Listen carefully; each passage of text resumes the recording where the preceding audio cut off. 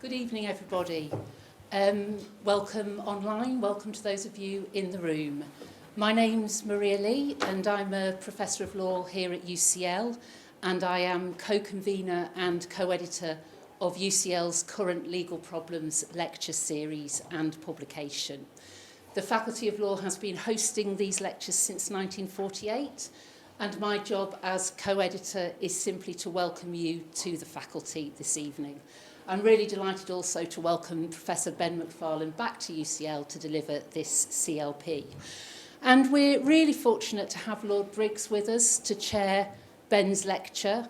As I'm sure everybody in this room knows, Lord Briggs has been a Justice of the Supreme Court since 2017. He practised at the English Bar in commercial and chancery work until being appointed to the High Court in 2006. And his credentials and achievements during that period extend to his chambers, the broader legal community, in his work in the Bar Council and civil justice reform, and also for the discipline more generally, I think.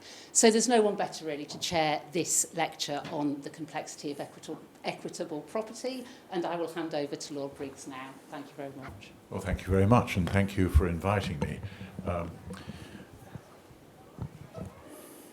Professor Ben McFarlane, who of course, as I'm sure you all know, is the Professor of English Law and Fellow at St John's, Oxford, needs no introduction. I'm sure he is much better known to almost all of you than I am. And if you want to find out about his CV, well, you can Google him and you'll find it all there in all the detail that you could possibly need. What I want to say about Ben is this. He epitomizes the right kind of modern legal academic. He doesn't see his task as just to trot out the usual hackneyed explanations as to how some complicated area of the law works. He sees his task as to look for the cracks in the structure, dig away, and find out that actually it's all about to fall down and needs to have a quite new conceptual philosophical justification, which he then proceeds to deliver with merciless precision. Of course, that gives us judges a headache from time to time, because if he's right, it wasn't what we were taught at law school. But that's what academics should be doing. And what keeps our common law, and by that, of course, I include equity, alive and thriving is, among other things, that constant interplay between questioning academics, not accepting any traditional theory as a given, but probing, finding new ways of looking at it, and judges whose humdrum job is just to find out what the law is and apply it. So it's a privilege for me to be able to sit and listen to another foray by Ben into a field which I thought I knew something about, but I will probably realise by the end of this evening I don't. And I hope you will all enjoy it as much as I'm definitely going to.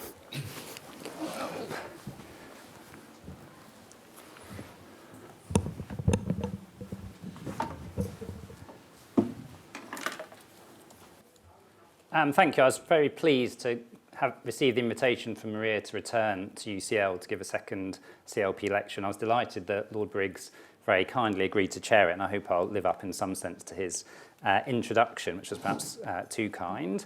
So in the lecture, I'm going to extend this idea of returning by using the lecture as a chance to revisit a view that I set out around 15 years ago on the nature of equitable property rights, both at great length in the Structure of Property Law from 2008. That was the short introductory land law book I promised Richard Hart. And more pithily in the Nature of Equitable Property, an article co-written with Rob Stevens and published in 2010. And for convenience, I'm going to call that view View 1, and I'm going to focus on its operation in relation to trusts. And what I'll be doing is looking at some significant case law and academic developments since 2010 and seeing what effect they have on View 1. So on View 1, there's a fundamental difference between legal property rights, such as a freehold of land or the ownership you have over your goods, and equitable property rights, such as the right of a beneficiary of a trust. And the argument is that such equitable interests have a distinct formal structure, so that if B, for example, has an equitable property right, this means that A holds a right and is under a duty to B in relation to that right. So on view 1, a key feature of the trust is that it involves a trustee, someone who has a particular right, such as a freehold of land or ownership of goods or a bank account, but is under a duty in relation to that right. So you could call view 1, for example, a duty-burdened right view, which is why you can see I'm calling it view 1. Now this view, of course, built on the work of others, such as Robert Chambers and Lionel Smith, and it makes use of Lionel's important observation that equitable property rights always involve at least two people. They depend on A, having a right, and being under a particular type of duty enforceable by another person or persons. Now the contrast with a legal property right, which instead involves B having a direct claim to a particular asset, can be seen, for example, in the fact that B can acquire a legal property right in a physical thing independently, simply by taking possession of it, whereas such independent acquisition isn't possible for equitable interests. So there's one practical difference between legal property rights on the one hand and equitable interests on the other, which I think depends on their formal structure. So one of the things that attracted me to view 1, and one of the themes of the lecture tonight, is how it helps us to understand the relationship between common law and equity, and in particular, the formal distinctiveness of equity. This is shown by the fact, as I've said, that equitable interests have a distinct formal structure which makes them different from legal property rights. So that means that when we, as students or academics or practitioners or judges, try to understand how equitable property rights work, it can be very dangerous for us to assume that there must be consistency or even analogy between the operation of legal property rights on the one hand and equitable property rights on the other. And this point was very well made by Lord Rees in AIB and Redler in 2014, paragraph 138 of the judgment, where he said, the classification of claims as arising in equity or at common law generally reflects the nature of the relationship between the parties and their respective rights and obligations, and is therefore of more than merely historical significance. To the extent that the underlying principles are different, the rules should understandably be different. And this formal distinctiveness of equity can be linked to what Maitland recognised as the secondary or supplementary role of equity. Equity doesn't purport to be a general system giving answers to all questions which might arise, but is rather a gloss on the primary common law system. So notice crucially, I'm not saying that equity is different because it's inherently more concerned with justice or fairness or flexibility than the common law is. Rather, I'm saying equity is different because it's answering different questions to the common law because of the different formal structure of the rights. And the trust, which I'll focus on today, is an excellent example of this. Trust rules are essentially entirely the result of the operation of equity, but it'd be hard to say that trust law is based simply on fairness, justice, or flexibility. If you are tempted to think that, you simply need to take a copy of Lewin on Trusts and drop it on your foot. It would hurt a lot less, I would suggest, if equity was simply about fairness and flexibility. So, simplifying somewhat to make the point, if we think of common law as the primary system, it recognises rights that people have, and those rights, in a general sense, might concern things out there in the real world, or they might concern other people.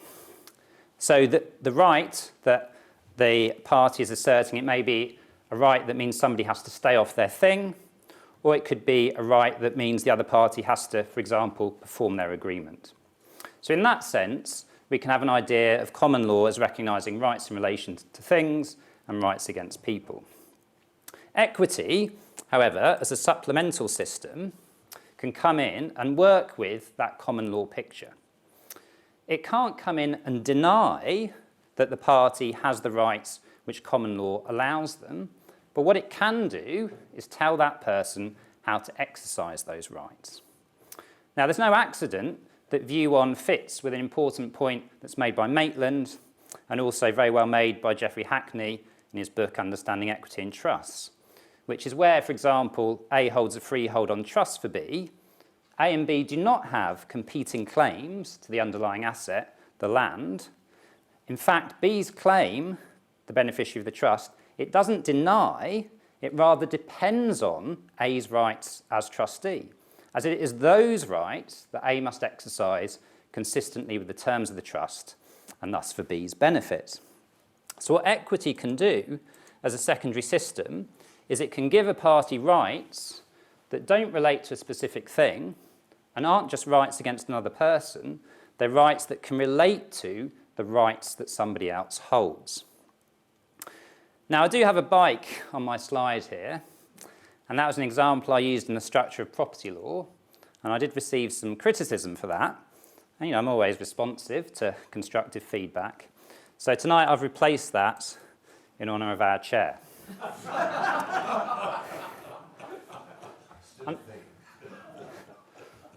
The name of the boat's important later, if you can read that. So the point about the slide is that equity reveals a crucial additional possibility. Looked at from the perspective of A, the content of A's duty to B can be defined by reference to a right that A has. Now this shows why view 1, the view that I'm advocating, doesn't demote the beneficiary of a trust to having a purely personal right. The right of a beneficiary of trust B, for example, is different from the right of a creditor to whom A owes £100. The difference being there that A's duty to the creditor doesn't relate to any specific right of A. A can use any £100 to pay B. Whereas in a trust, for example, A's duty relates to the specific right which A holds on trust for B. So why might this matter in practice? Well, in making the case back in 2008 and 2010, I had two key examples in mind. If you look at, oops, that didn't work. So the two key examples, which are coming up shortly.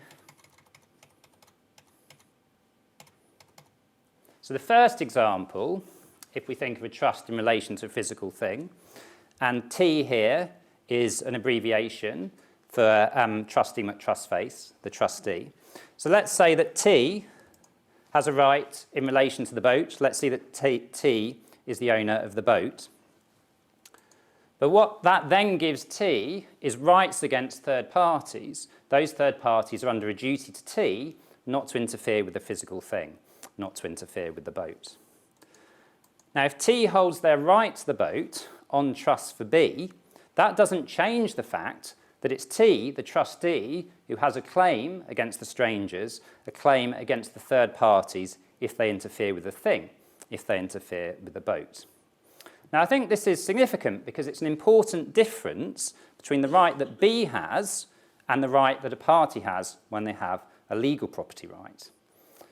If it's the case that it's T rather than B who has the claim against the third parties who interfere with the physical thing, it makes it very hard to see B as having a property right in the land, at least to the extent that we think of having the right to exclude as being a crucial part of property.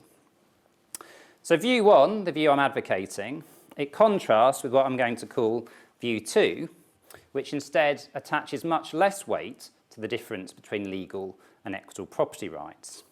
On view 2, if there is a trust of land, for example, and B is a beneficiary of the trust, then B is seen, like A, as having a direct claim to the land itself. On view 2, instead, the subject matter of B's claim is the land itself, whereas on view 1, the subject matter of B's claim is A's right to the land. So one difficulty with view 2 is that it doesn't work in a situation like this. So why then is view 2 so popular? I mean, a nice demonstration is the statement of Lord Sumption in Akers and Samba, a case in 2017, at paragraph 83, where Lord Sumption said that an equitable interest under a trust has the essential hallmark of a right in rem, as prima facie at least, it is good against third parties into whose hands the property or its traceable proceeds may have come. So what Lord Sumption is referring to here, when talking about third parties into whose hands the property or its traceable proceeds may have come, is not third parties like D, E, F or X on this slide, Rather, he's talking about third parties, such as C in this slide, who acquire rights from the trustee. And it's true, of course, that in such a case, it is possible for B to bring a claim against C based on the fact that B has this initial right under the trust. So one of the reasons for my adopting view 1 earlier was that I found it a useful way of explaining why it's possible for B to bring a claim against a particular third party who, as in this example, acquires the right that the trustee was holding on trust, whereas B can't bring a claim against a stranger who interferes with the trust property directly.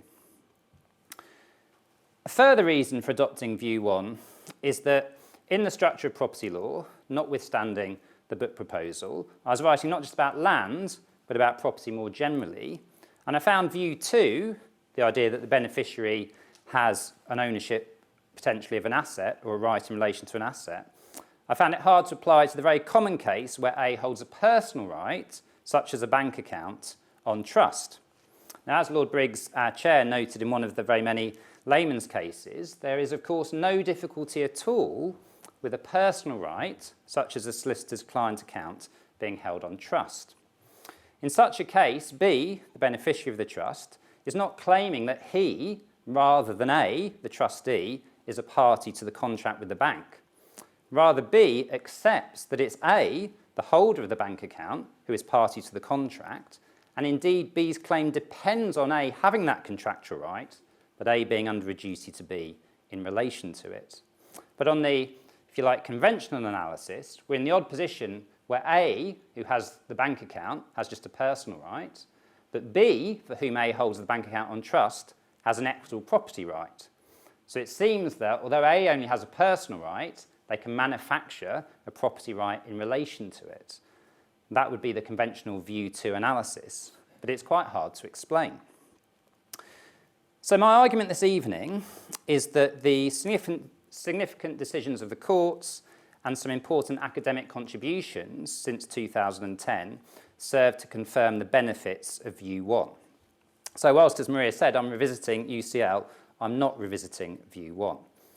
In some ways, this is a shame, as it would definitely have made for a more interesting lecture if I'd publicly renounced view 1. Instead, if I'm calling back my earlier work at all, it's for burnishing rather than burning, as the main aim of tonight's lecture, focusing on the trust, is to suggest 4 ways in which the case for view 1 can be put more effectively.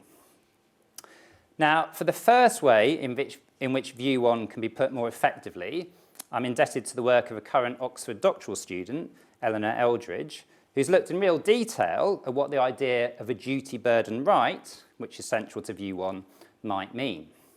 And at the risk of simplifying her excellent work, she makes the point that when we talk, for example, of a trustee being under a duty in relation to the right that T holds, what we really mean is that T, the trustee, has to exercise particular powers in a certain way.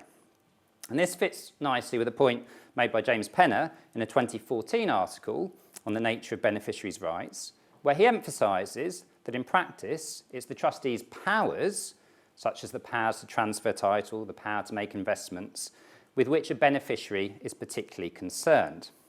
And again, this can help us to distinguish the 2 types of third-party case that I've mentioned.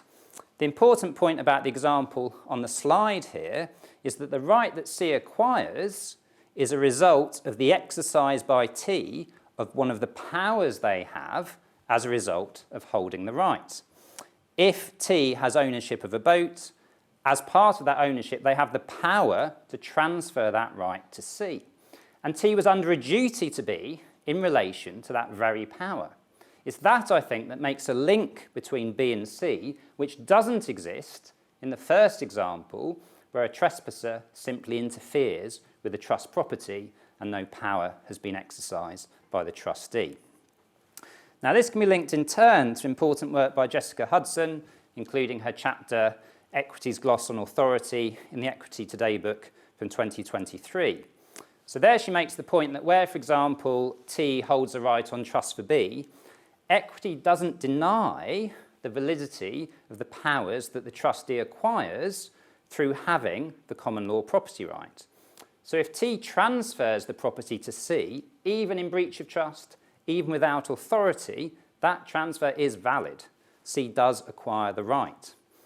Equity doesn't seek to deny the validity of the transfer.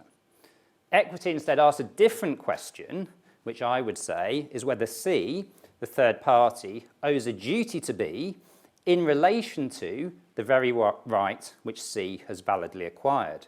So just as the initial equitable interest depends on a relationship between the trustee and another party, so does the ability to assert that equitable interest against a third party.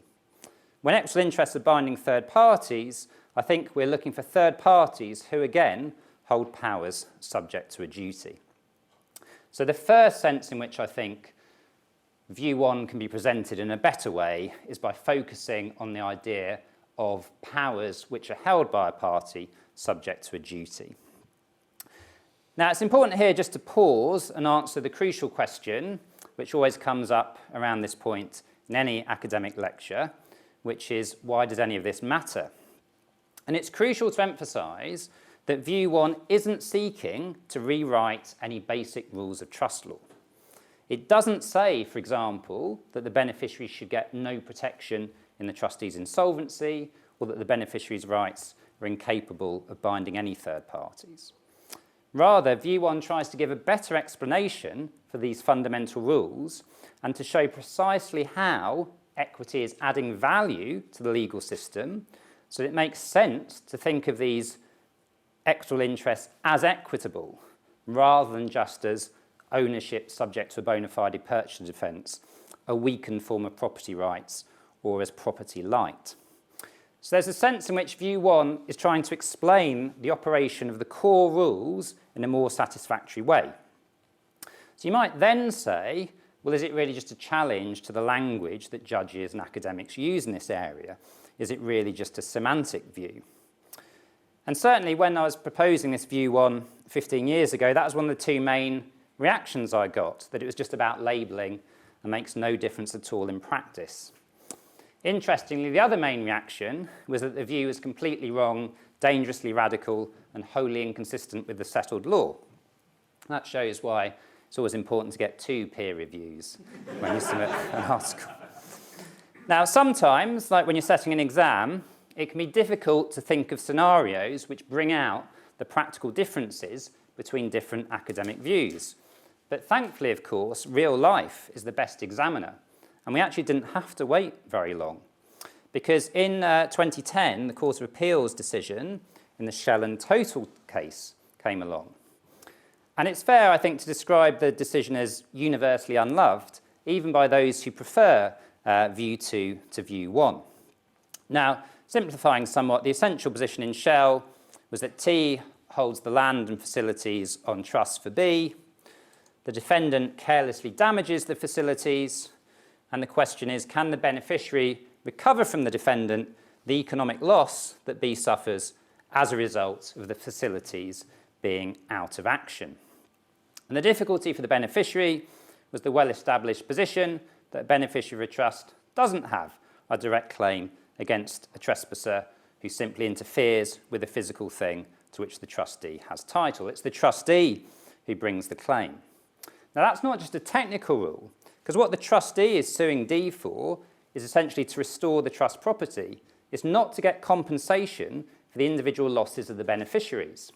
And it's important here to bear in mind that there could be lots of beneficiaries of a trust. So if they could all recover the consequential loss they suffered as a result of D's interference, that could give rise to potentially huge, unforeseeable liability on the defendant. One of the reasons we have limits on the recovery of pure economic loss. So I think the correct result in Shell was the one at first instance, which follows House of Lords authority in the Alley Ackman to say that there's no claim by the beneficiary against the defendant in relation to the beneficiary's consequential loss.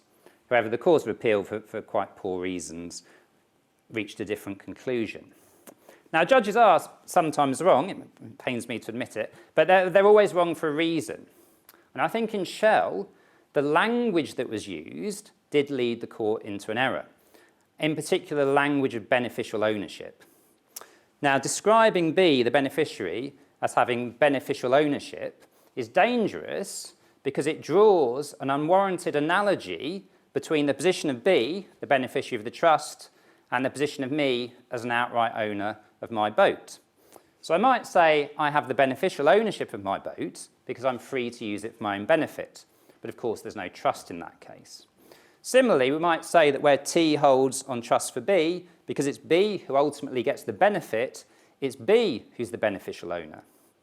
However, to blur those two cases together, to say that we should treat the holder of the beneficial interest in exactly the same way against third parties as we treat an unencumbered owner leads us into error. Contrary to the view of the Court of Appeal in Shell, it's not legalistic to look at the formal structure of a party's rights when deciding how to give effect to it. To use Lord Reed's term, a difference in the nature of the rights between me as the unencumbered owner of the boat and B as a beneficiary of a trust can justify different treatment as against third parties.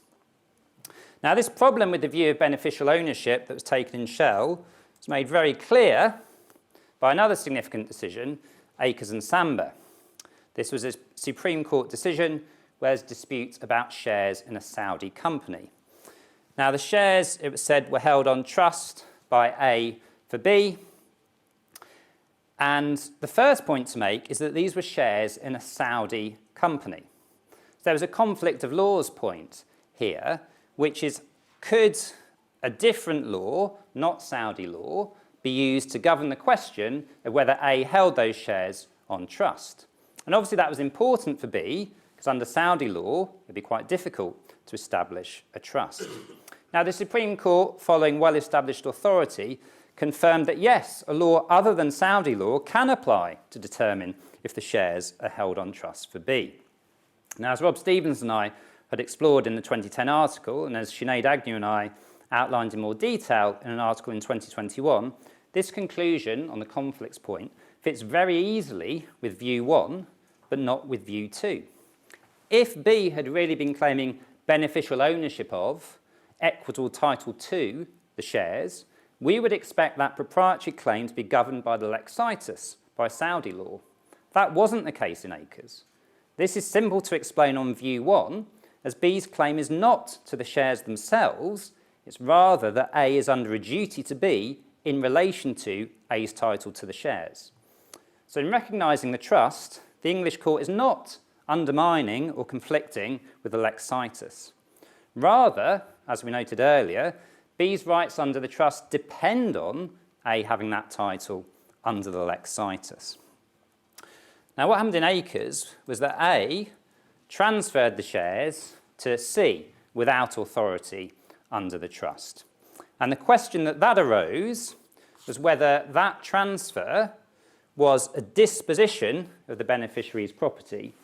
If it was, because it occurred after B had gone into winding up, that disposition of B's property would have been void under Section 127 of the Insolvency Act 1986.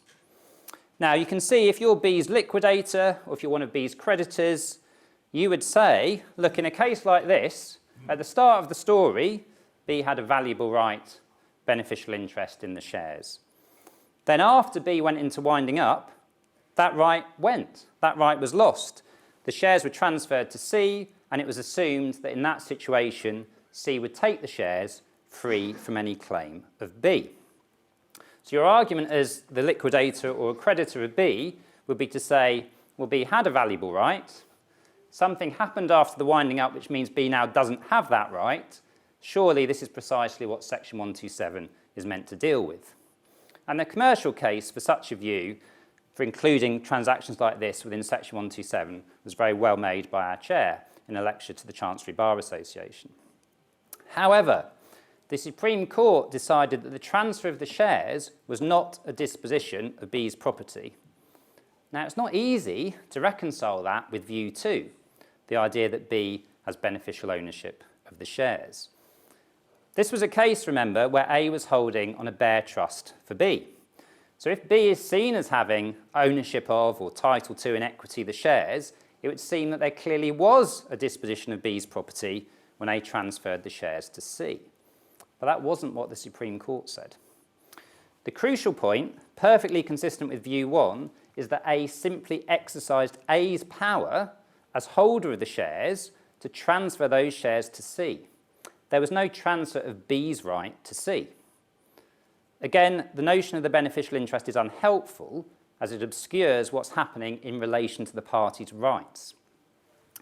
So this attack on the notion of beneficial ownership, it leads me to the second and third ways in which the presentation of view 1 can be improved. And it also, at last, brings us to the title of the lecture. When explaining the trust, and particularly when teaching, it's tempting to use examples of the ABC type, e.g. A holds on trust for B, and then A transfers title to C. And this temptation, of course, is heightened when we have cases like Akers and Samba, which do have that ABC structure. However, the second of the 4 ways to improve the presentation of view 1 is to avoid giving too much prominence to such ABC examples. So sometimes the ABC setup means you have too few beneficiaries, which can be misleading, as it makes it easy to think of B as the beneficial owner, whereas we saw in Shell that there can be lots of beneficiaries, and therefore allowing them all to have claims to recover their consequential economic loss could be dangerous. In other cases, however, an ABC setup means having too many beneficiaries. In other words, a particular problem with this ABC model is it can lead us to ascribe particular results to B being the beneficial owner, even if such results would follow, even in a case where there's no party with such a right. Now, an academic contribution on this point, which I found to be very helpful, is a 2019 chapter by Charles Mitchell in the book Landmark Cases in Succession Law, which discusses Commission of Stamp Duties v. Livingston. That was a case where the Privy Council confirmed that a legatee of an unministered estate has no right in any specific property of the deceased, so cannot be said to have beneficial ownership of any asset. However, that doesn't mean that such a legatee has only a personal claim against the personal representative. Rather, the legatee does have protection if the personal representative goes into insolvency or if the assets are transferred to a third party. So the insolvency protection and the so-called proprietary claim against a third party, often seen as decisive indications of the existence of a property right, can be seen even where there's no party with a beneficial interest. Another way to see this point is to consider charitable trusts. Again, there's no party who can be seen as holding a beneficial interest, but it's still the case that the trust assets are not available to the charitable trustee's general creditors, and that if an unauthorised disposition of the charitable trust assets is made, claims can be made against the third party for their return. This point is being developed by a current doctoral student of mine, Giuseppe Giaffari, and it also features in some important ongoing work by Charles and Jess Hudson on standing in trust, which builds in turn on Tim Lau's 2024 book, Standing in Private Law. Now, what the charitable trust and the deceased estate share with the example of the trust is that they fit with this model of duty-burdened powers held, in this case, by A. Now, this point about charitable trusts also rightly features in some of the commentary on the Supreme Court's 2023 decision in Byers and Saudi National Bank. This considered the same facts as Akers, but looked at the question of whether B would have a knowing receipt claim against C. Now, it was accepted that as a result of the operation of Saudi law, which did govern the transaction between A and C, the transfer of the shares, B couldn't assert B's pre-existing equitable interest against C. Saudi law wouldn't allow that to happen. And the Supreme Court were right, I think, to say that no knowing receipt claim is possible in those circumstances. If the circumstances in which C acquires A's right means that C takes free from any duty to B, that blocks not only a claim by B that C return the right, but also a knowing receipt claim. Now, one explanation for this result put forward by Sinead and me before the Supreme Court decision in Byers is that the so-called proprietary claim, where B asks for the return of the trust property, and a knowing receipt claim are just different ways of giving effect to the same duty of C, the duty to account for the trust property. Where C has the property, that duty has to be performed in specie, Where B doesn't have it, B has to do the next best thing and restore the value of the property. And that's the specific sense in which I would agree with Lord Briggs' formulation in Byers that the knowing receipt claim is ancillary to the proprietary claim. So if, as in Byers, the circumstances in which C acquires the trust property means that C is not under a duty to B, then both the proprietary claim and the knowing receipt claim must fail. So view 1, I think, can easily explain the result in Byers. The difficulty is with some of the reasoning in the Supreme Court which emphasises the proprietary basis of B's claim. I think that language gets to an important point. Unlike, say, a dishonest assistance claim, a knowing receipt claim involves C's conscience being affected in a specific way by holding a right which C knows was held by A subject to a duty and which A has transferred to C without authority. So the liability depends on the holding of the right rather than any general wrongdoing of C, and in that specific sense, it's proprietary. But the knowing receipt claim, I think, is not proprietary in the sense of depending for its existence on B having, as in view 2, beneficial ownership of or equitable title to the shares. And the best way to see this is to forget about the ABC example and think instead of a discretionary trust or a charitable trust. The proprietary claim and the knowing receipt claim are equally available in such cases. And as Jess Hudson points out in her doctoral thesis, these claims can be brought by a trustee. The point of the claims is not to compensate anyone for a wrong that's been committed against them, but it's to reconstitute the trust fund where it's been dealt with in an unauthorised way. So that's why I'd part company with Lord Burroughs' analysis in Byers, as it seeks to draw an analogy between knowing receipt and conversion. In the case of conversion, where the claimant has title to goods, the defendant commits a wrong through their interference with those goods and can be liable to compensate the claimant as a result. Knowing receipt, however, doesn't depend on any wrong of disposal or destruction of the trust property. No such act of the defendant has to be pleaded when bringing a knowing receipt claim. And knowing receipt doesn't aim to compensate an individual, but rather to restore the trust fund. This is a point which is obscured in a case like Byers, or indeed AIB and Redler, where there's only one beneficiary. Now, the point that it's possible for a trustee to make a claim for the recovery of trust property or for knowing receipt brings us to the third way of presenting view 1 more effectively. This is to focus on the position of the trustee. Now, an example of this is cases such as Carter, Holt and Harvey, 2019 in the High Court of Australia, and the Privy Council decision from 2023 in the Halabi case, which have considered trustee indemnities. That is, the ability of the trustee to make use of the property to meet authorised trust debts or to reimburse themselves where the trustee has met those debts themselves. The main point for present purposes is that even where A simply holds on fixed trust for B, these indemnities take priority to B's rights. This demonstrates quite clearly that the supposed beneficial ownership of the beneficiary of a fixed trust is very different from the direct, unmediated ownership I enjoy over my boat. The beneficiary of a trust, in a sense, has to line up with current and former trustees to ask for access to the value of the trust assets. So it's certainly true that the trust structure doesn't just involve rights and powers for beneficiaries, it also includes important rights and powers for current and former trustees. Now, the importance of understanding the position of the trustee is underlined by the final case I want to mention, and I'm perhaps rashly hoping to explain it in the limited time available.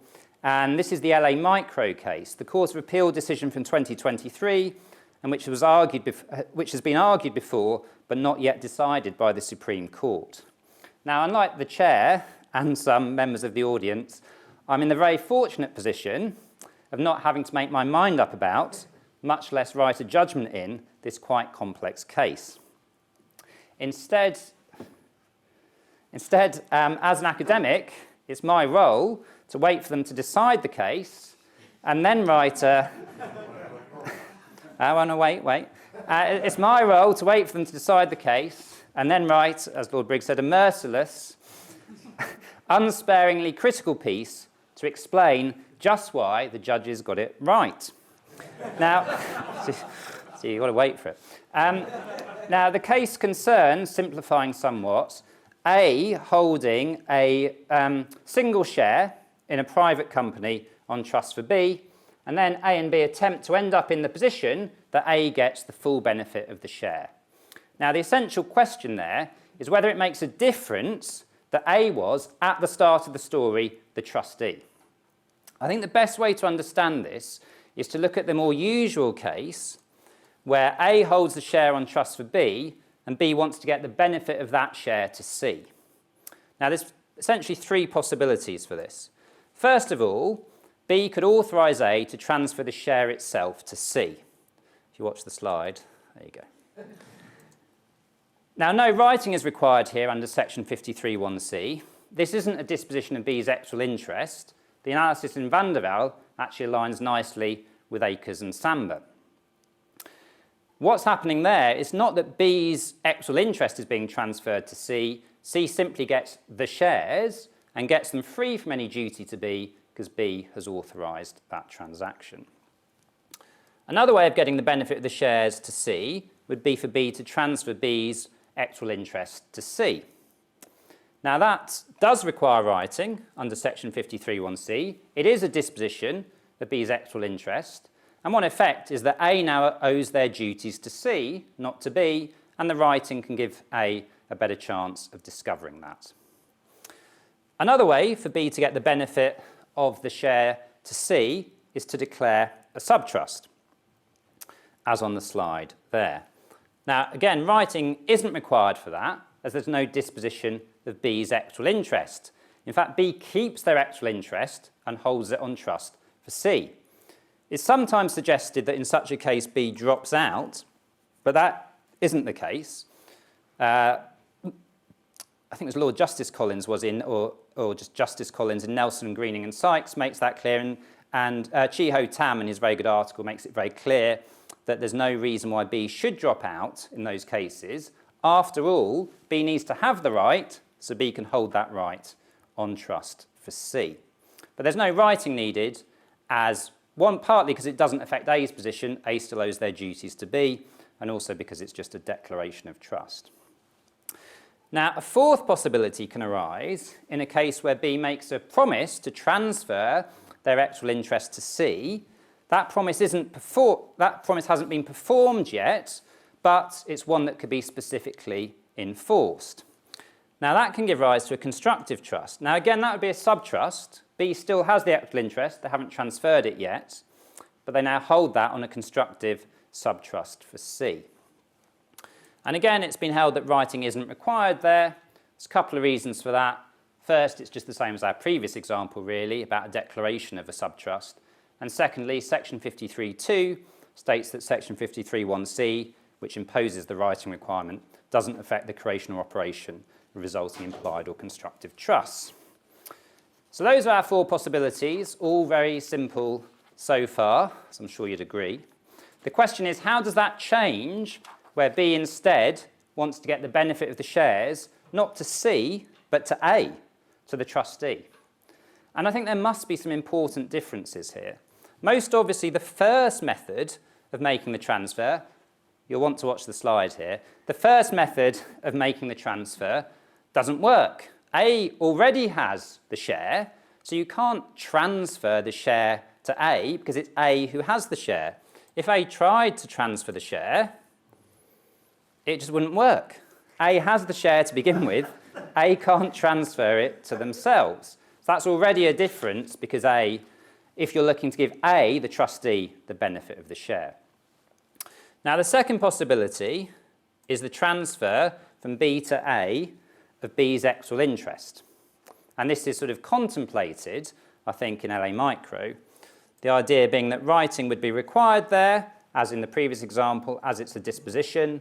Then it could be said that A now has the legal interest and the actual interest, and so if A and B so intended, a merger occurs. But again, I don't really think this can work. How can A have an actual interest in A's shares? A can't hold something on trust for themselves. A can't be under a duty to A. And this is why it's important to realise that a trustee, it's not that they just have a legal interest. If you're a trustee of a share, you have the share. It's not that you have something like a legal interest that is less than what an unencumbered owner has. A has that share already. And for A to have an actual interest in the share, that would mean that A would have to be under a duty to A in relation to their right to the share. That just can't work. So what's happening if B purports to transfer their actual interest to A is that B is releasing A from the duties owed by A to them that constitute the trust. So A continues to hold the shares, but is now free to use those shares for their own benefits. So does that fall within section 53(1)(c)? Now the assumption in LA Micro is that it does. I think there's a not bad argument that it shouldn't. That's a point that's made by English and Atmas Al-Sabai in their very good article in the 2024 Conveyance. I'm not sure I'd go as far as they go, but I think there is an argument that this type of example shouldn't fall within section 53(1)(c) if it's the case that A, the trustee, is necessarily involved in a release, then Lord Upjohn's concern in Van der Velde about A knowing to whom their duties are owed wouldn't apply. But the important point for present purposes is that notion of a transfer of B's actual interest, it can work if you're transferring to C, but I don't think it can work if you're transferring to A. The third possibility, remember, was a declaration of subtrust. And again, no writing would be required under section 53(1)(c), as it's not a disposition of B's actual interest. Again, there wouldn't be any automatic dropping out of B, but the question arises that if A and B intend that A should hold outright, should a merger occur? And would that be consistent with the assumption that section 53(1)(c) applies to our previous example, a release? Now, the problem here is that if the declaration of subtrust does lead to a merger occurring and A just holding outright, why is that happening without any writing? Whereas in the previous example, where there's a release of B's interest to A, it was assumed that writing would be required. So again, where you're trying to give the benefit to A rather than to a third party, there is a complication with how the analysis applies. Now, the issue in LA Micro was about our fourth possibility, the constructive subtrust. And that was because in that case, the argument was that B's attempt to transfer B's actual interest to A had failed due to a lack of writing, but it could be recharacterised as a contract to make such a transfer and give rise to a constructive trust on that basis. The argument then is, as in our previous example 4, writing isn't required, either because it operates by way of a subtrust or because of section 53(2). The question then is, can the same analysis that applies where it's a contract to transfer to C, can it apply here? And the argument made by the appellant in the Supreme Court was that it does make a difference that you're trying to get the benefit to the trustee. It was argued that the constructive trust model cannot apply where B's duty is not to make a transfer, but is simply to give up a right that B has.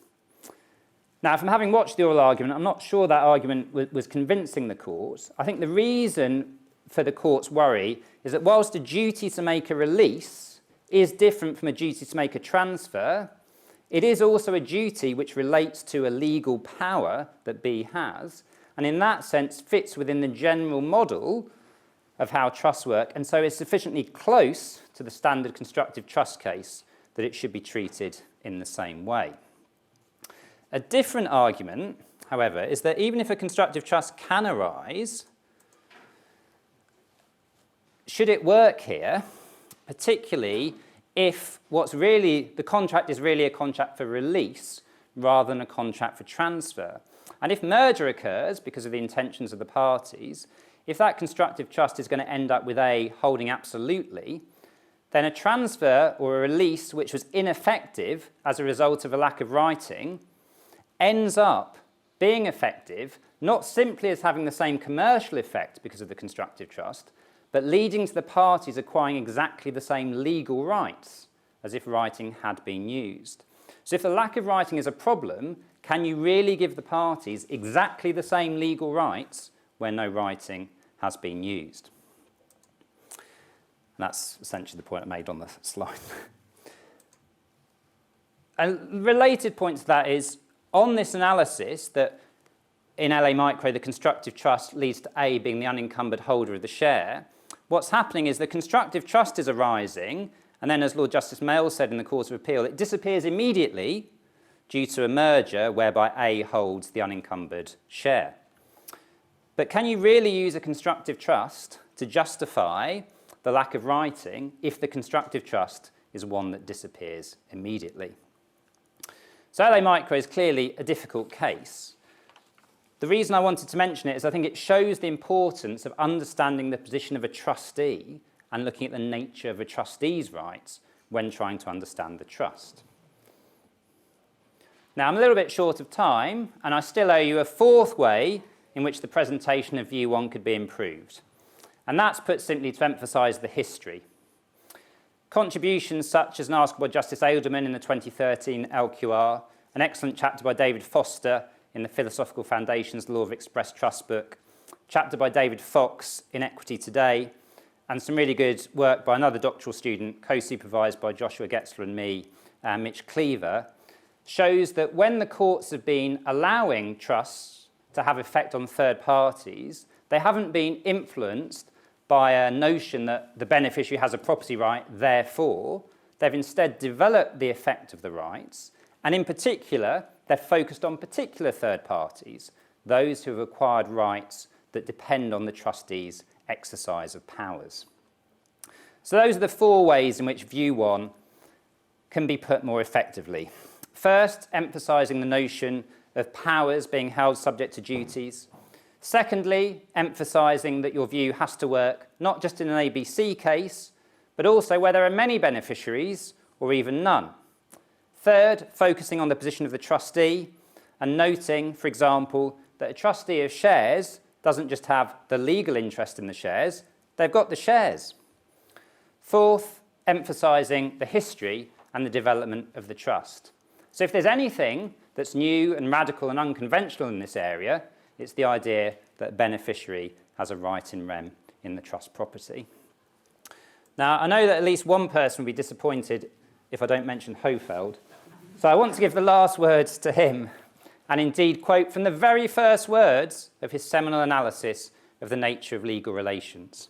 From the very early days down to the present time, the essential nature of trusts and other actual interest has formed a favourite subject for analysis and disputation. This shows that this debate is a long-running one, and it won't go away immediately. But, as Hohfeld noted, we won't make any progress if we continue to think that understanding the trust is as simple as ABC. Thanks.